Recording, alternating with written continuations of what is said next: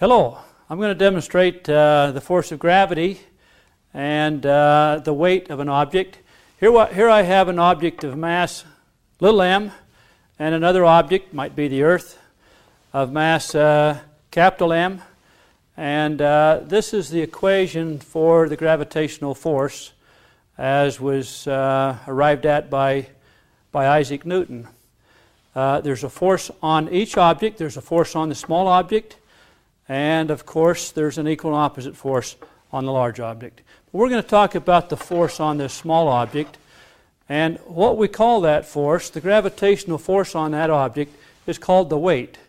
And by weight, in this case, where we're talking about the gravitational force, we call that the true weight of the object. Now I want to show you that there can be a difference between true weight and apparent weight. Here I have a scale here that measures the weight in newtons. This 1 kilogram object hanging on the scale has a weight of approximately 9.8 newtons. I can round that off and call it 10 newtons. And so we'll say this object has a true weight of 10 newtons.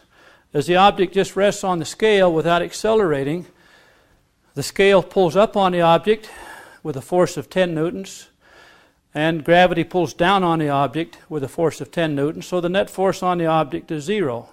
And we measure the true weight of the object to be 10 newtons. When the object accelerates, however, the scale will exert a different force on the object from the true weight.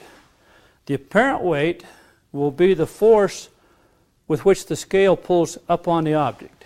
That'll be the apparent weight. I'm going to demonstrate that that apparent weight will be greater than the true weight when the object accelerates upward.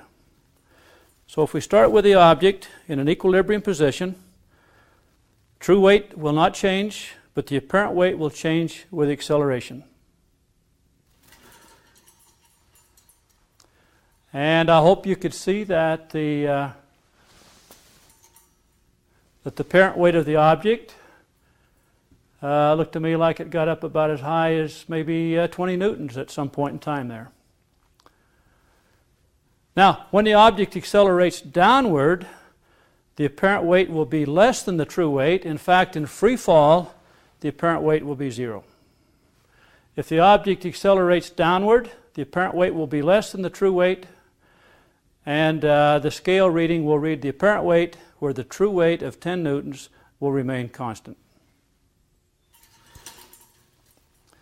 There, the apparent weight went close to 0 for a short time as the object was almost in free fall. Again, I'll accelerate it upward. Watch the apparent weight increase as it accelerates upward, and then watch the apparent weight decrease as it accelerates downward.